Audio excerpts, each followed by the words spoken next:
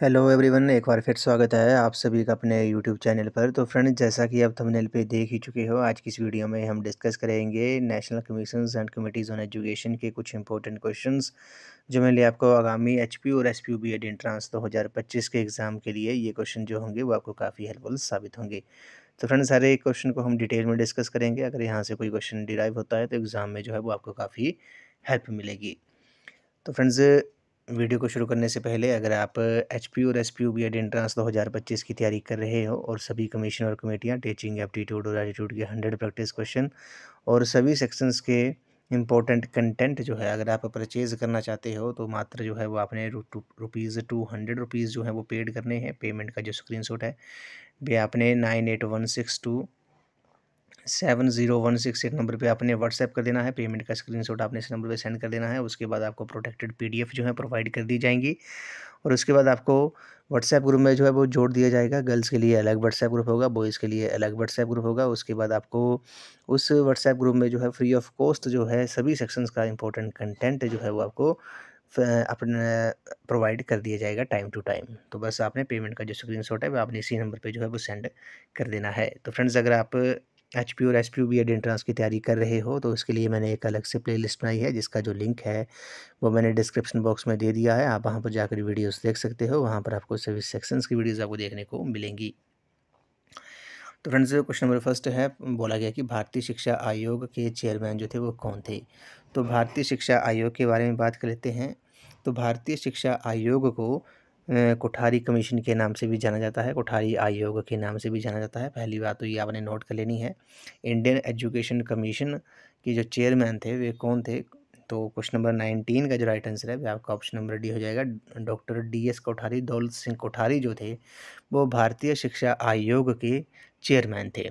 तो भारतीय शिक्षा आयोग इंडियन एजुकेशन कमीशन को और किस नाम से जानते हैं, कोठारी कमीशन, कोठारी आयोग के नाम से जानते हैं।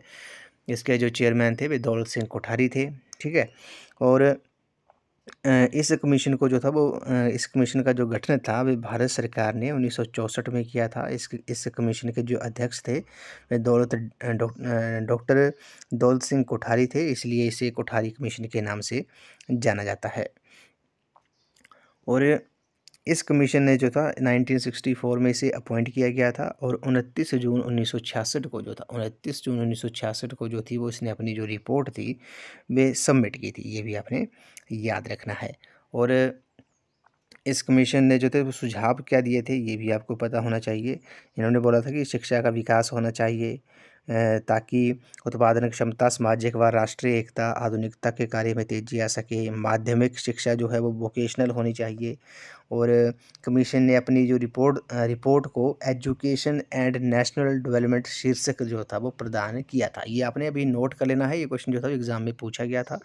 पूछ लेते हैं कि कोठारी कमीशन या भारतीय शिक्षा आयोग ने अपनी रिपोर्ट को कौन सा शीर्षक दिया था। तो ये आप नोट कर लो, एजुकेशन एंड नेशनल डेवलपमेंट जो था वो कोठारी कमीशन ने अपनी रिपोर्ट को जो था वो शीर्षक टाइटल दिया था। ये आपने नोट कर लेना है क्योंकि ये क्वेश्चन जो है वो कई बार एग्जाम में पूछा गया है।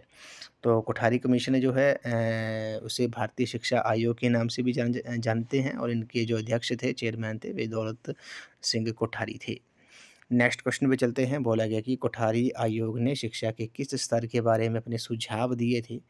तो क्वेश्चन नंबर 20 का जो राइट आंसर है, इसका जो राइट आंसर होगा, इन्होंने जो है वो प्राथमिक स्तर पर भी अपने सुझाव दिए थे, माध्यमिक स्तर पर भी दिए थे, विश्वविद्यालय स्तर पर भी अपने सुझाव दिए थे। तीनों ऑप्शन सही हैं। तो ऑप्शन नंबर डी जो है इस क्वेश्चन का राइट आंसर है। कोठारी आयोग ने जो था वो प्राथमिक स्तर, माध्यमिक स्तर और विश्वविद्यालय स्तर पर जो थे वो अपने सुझाव दिए थे। नेक्स्ट क्वेश्चन पे चलते हैं। अगले प्रश्न में बोला गया है कि किसकी सिफारिशों के फलस्वरूप नगरपालिकाओं एवं लोकल बोर्डों को प्राथमिक शालाओं का प्रबंध करने का जो अधिकार था वे दिया गया था। तो किस कमीशन के अंतर्गत जो था वो नगरपालिकाओं और लोकल बोर्डों को प्राथमिक शालाओं का प्रबंध करने का जो था वो अधिकार दिया था। इस क्वेश्चन का जो राइट आंसर हो जाएगा अभी आपका ऑप्शन नंबर ए हो जाएगा। हंटर कमीशन जो है इस क्वेश्चन का राइट आंसर है, जो कि 1882 में आया था। अब हंटर कमीशन के बारे में बात कर लेते हैं। हंटर कमीशन ये 1882 में इसे अपॉइंट किया गया था। भारत के जो तत्कालीन गवर्नर थे उसमें के जो गवर्नर थे 1882 में भारत के कौन थे? जनरल लॉर्ड रिपन ने सर डब्ल्यू हंटर की अध्यक्षता में 22 सदस्यों का एक एजुकेशन कमीशन जो था वो नियुक्त किया था। तो हंटर कमीशन में जो कितने मेंबर्स थे वो 22 मेंबर थे। पहले तो आपने ये नोट कर लेना है। और इन्हें अपॉइंट जो था वो किसने किया था? तब भारत के जो गवर्नर थे उस टाइम के जनरल लॉर्ड रिपन ने इन्हें डब्ल्यू हंटर को कमीशन को अपॉइंट किया था। और इस कमीशन का कार्य था कि इस बात की जांच करे कि 1854 की शिक्षा योजना को किस हद तक जो है वो कार्यान्वित किया गया है और उस योजना को सफल बनाने के लिए कौन से उपाय जो हैं वो अपनाए जाए। इन्होंने इस कमीशन का जो था वो कार्य था।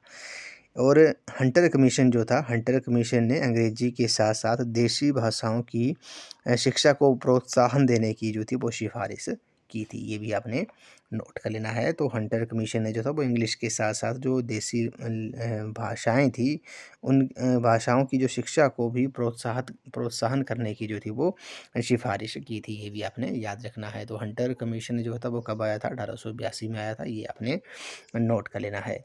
उसी तरह बात करते हैं सैंडलर कमीशन के बारे में। तो सैंडलर कमीशन जो था वो 1917 में आया था। और सैंडलर कमीशन को कलकत्ता यूनिवर्सिटी कमीशन के नाम से भी जाना जाता है। ये भी आपने याद रखना है। और इस कमीशन की जो अध्यक्षता थी वे माइकल सैंडलर ने की अध्यक्षता में जो था इसे कमीशन को जो था 1917 में नियुक्त किया गया था। ये भी आपने याद रखना है। चार्ल्स वुड का जो घोषणा पत्र था 1854 में आया था। चार्ल्स वुड का, इसे भारतीय शिक्षा का मैग्ना कार्टा भी कहा जाता है।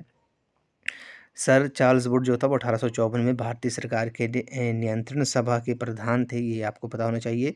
और उन्होंने अपने संदेश में कहा था कि कलकत्ता, बम्बई तथा मद्रास में विश्वविद्यालयों की स्थापना जो है वो की जानी चाहिए। ये चार्ल्स वुड के जो संदेश था, घोषणा पत्र था, उसमें ये कहा गया था।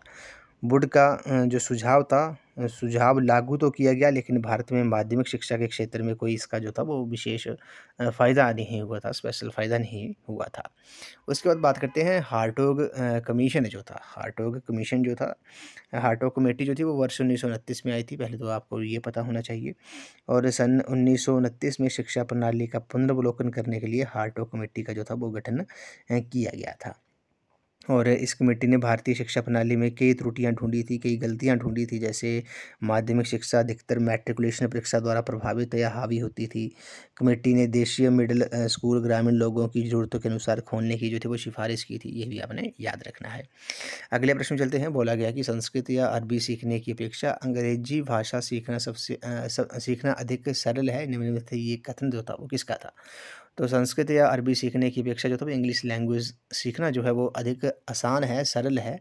ये किसने कहा था? क्वेश्चन नंबर 22 का जो राइट आंसर है वो आपका ऑप्शन नंबर सी है, लॉर्ड मैकॉले ने ये कहा था। तो लॉर्ड मैकॉले आपने हमेशा याद रखना है, अंग्रेजी भाषा की ये पक्ष में थे,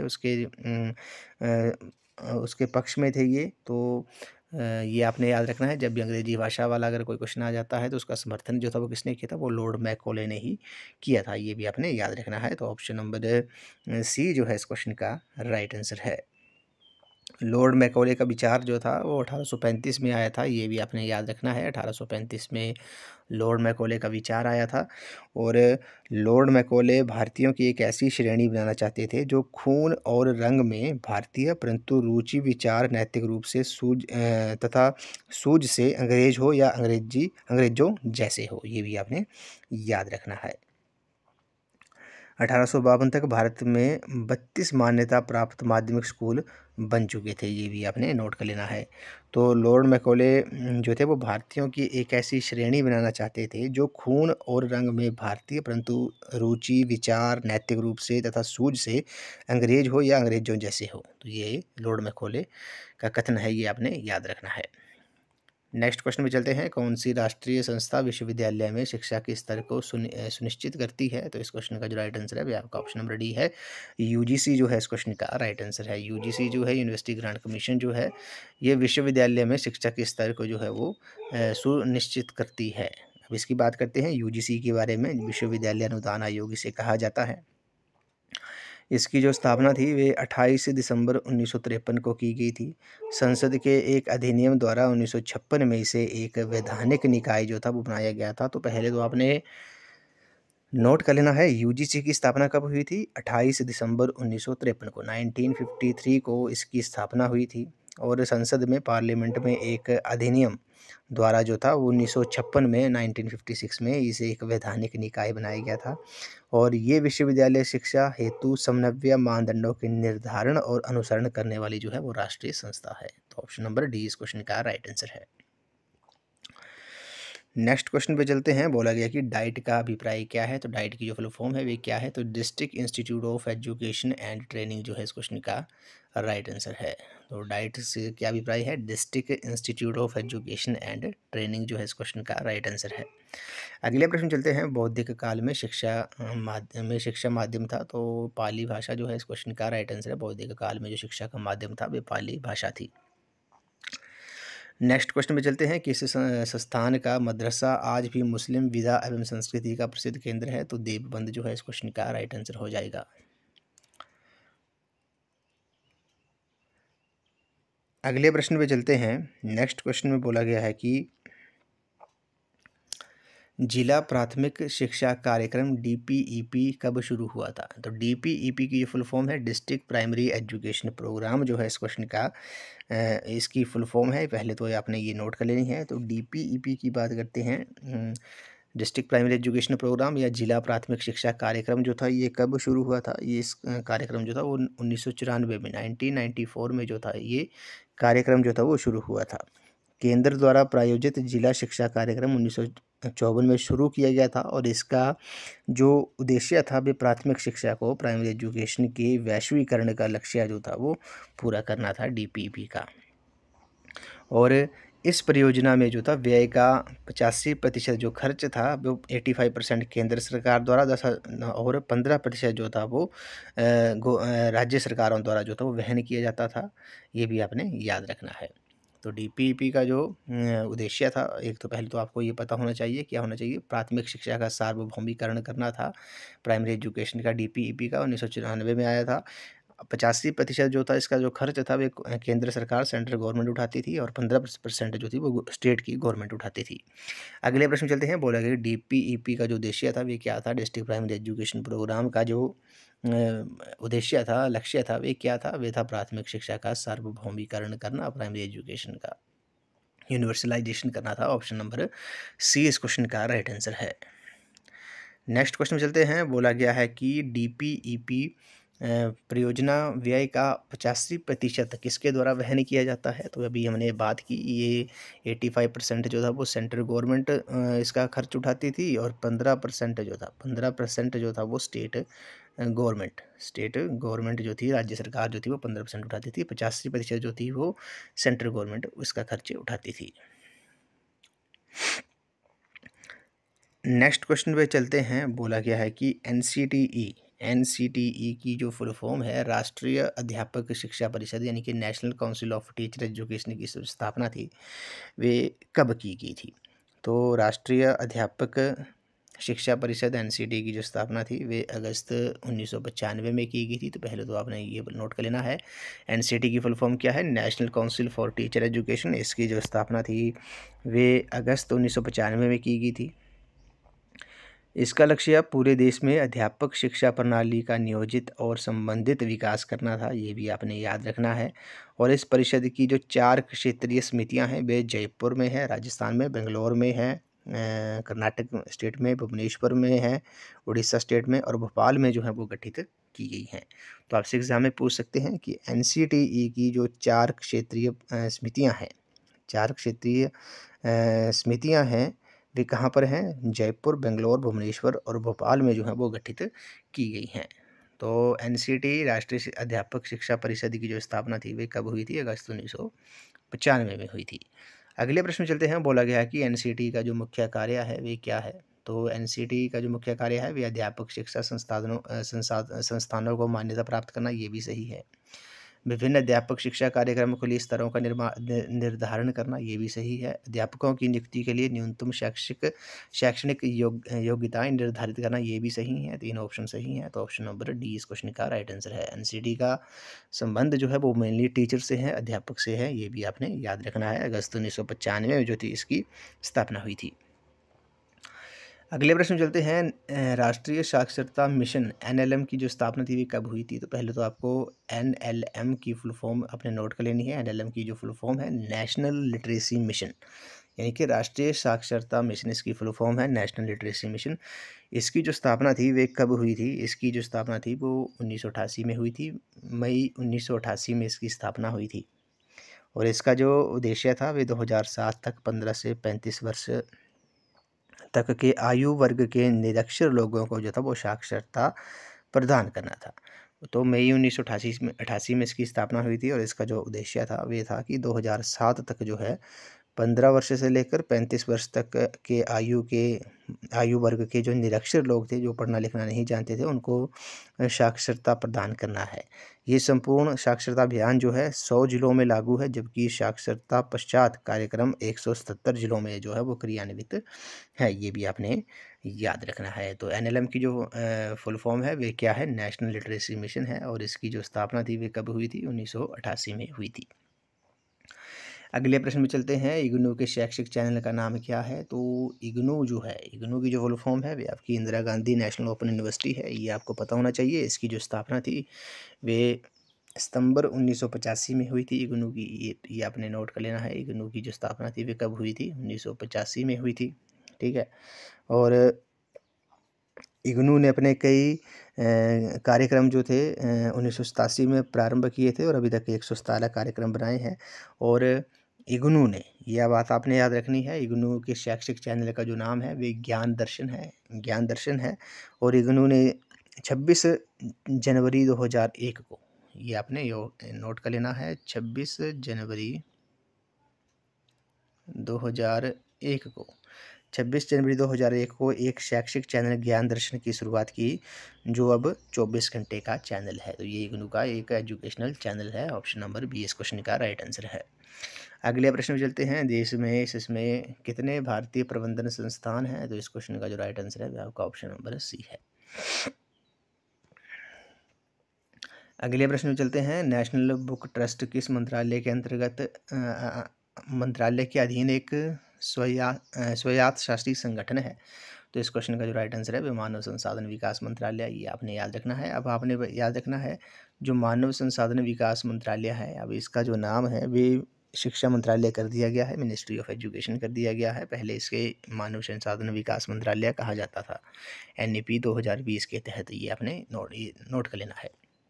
तो आपसे एग्जाम में पूछ सकते हैं कि मानव संसाधन विकास मंत्रालय को पहले शिक्षा मंत्रालय को पहले किस नाम से जाना जाता था? तो ministry of human resource development, यानी कि मानव संसाधन विकास मंत्रालय के नाम से जाना जाता था।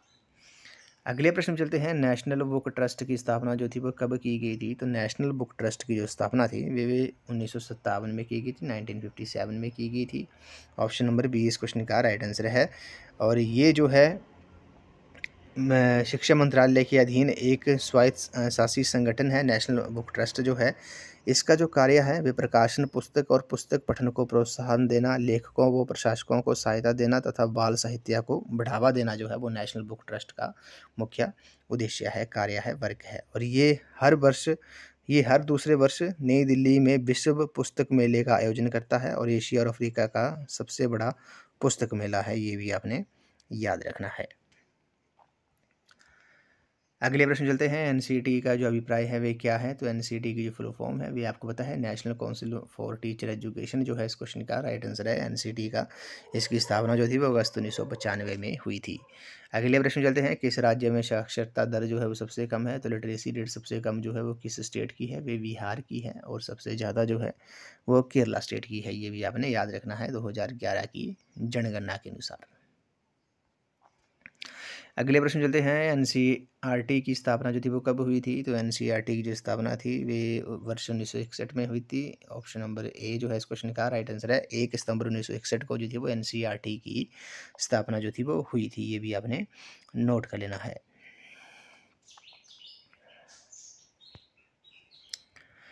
अगले प्रश्न चलते हैं। राष्ट्रीय साक्षरता प्राधिकरण यानी कि NLM की जो स्थापना थी वे कब हुई थी? ये मई 1988 में हुई थी। ऑप्शन नंबर डी इस क्वेश्चन का राइट आंसर है।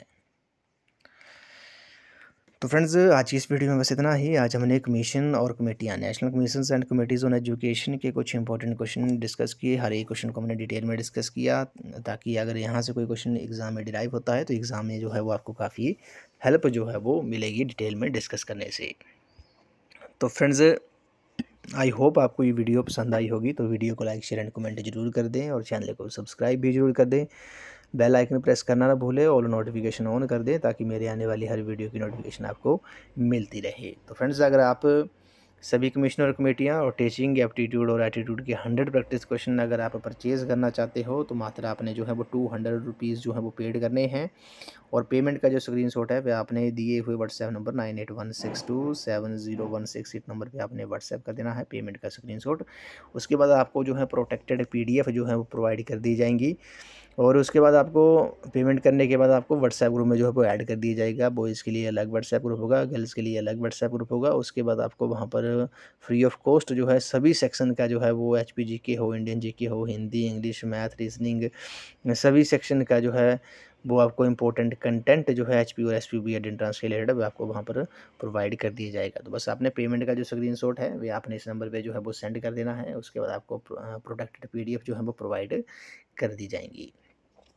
तो फ्रेंड्स अगर आप एचपी और एसपीबी एंट्रेंस 2025 की तैयारी कर रहे हो, तो इसके लिए मैंने एक अलग से प्लेलिस्ट बनाई है, जिसका जो लिंक है वो मैंने डिस्क्रिप्शन बॉक्स में दे दिया है। आप वहाँ पर जाकर वीडियोस देख सकते हो, वहाँ पर आपको सभी सेक्शंस की वीडियोस आपको देखने को मिलेंगी। तो फ्रेंड्स आई होप आपको ये वीडियो पसंद आई होगी, तो वीडियो को लाइक शेयर एंड कमेंट जो है वो ज़रूर कर दें। तो थैंक यू फ्रेंड्स।